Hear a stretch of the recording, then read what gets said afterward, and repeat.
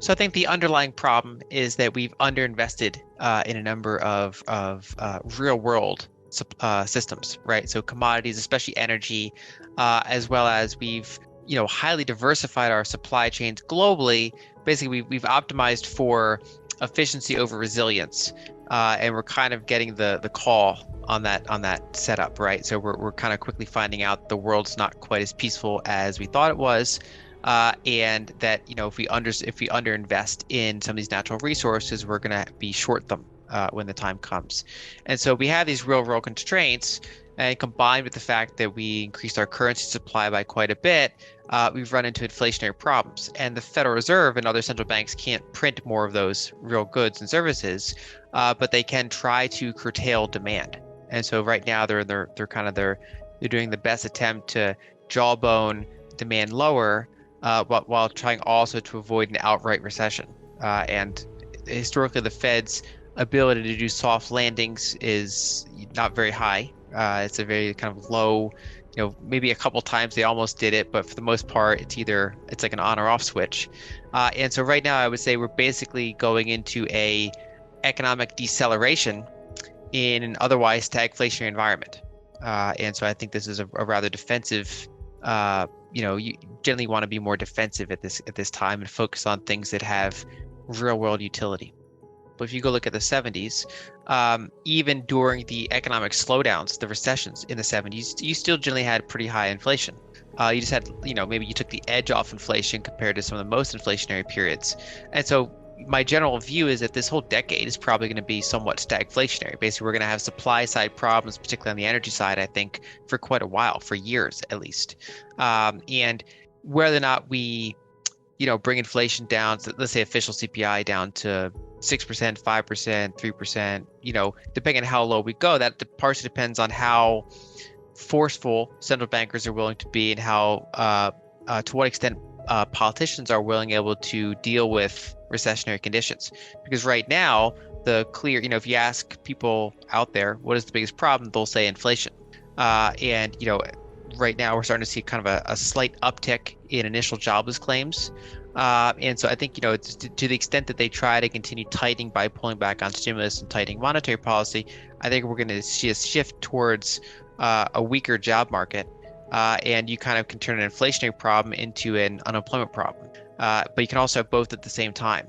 And so I think that there are scenarios where they could cause like some sort of deflationary bust temporarily. Like you could kind of, cause a severe contraction. But I think that unless they push it that far, I think we're in more of this kind of malaise where, energy prices are high, they're kind of the constraint. And they can be in a big choppy range if you're really trying to hold demand down, but it's like holding a volleyball underwater, right? It's, holding a beach ball underwater. And so I think that, I would use the analogy that we're kind of rounding a corner going very quickly, where we see the long run where we're going, which I think is much higher energy prices, much higher inflation.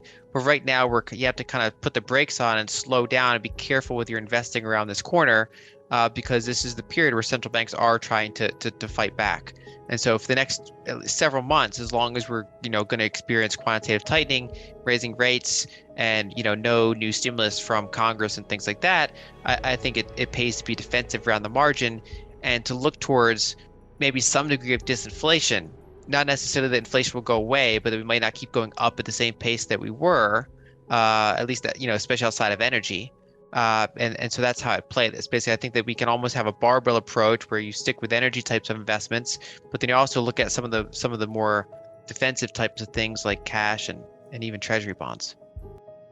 We had several Fed chairs before Volcker came in with the mandate to break inflation, that were trying to fight inflation, but they just couldn't stomach bringing the rate up as high as it ultimately took to bring it under control. So do you see something similar here where we're kind of, Powell and maybe whoever comes after him are going to be, trying to talk tough, but maybe not really have the cojones to do what it's really going to need to be done to tame inflation? So we're going to have persisting inflation and this economic malaise and kind of be in the sort of chop range that you were just talking about?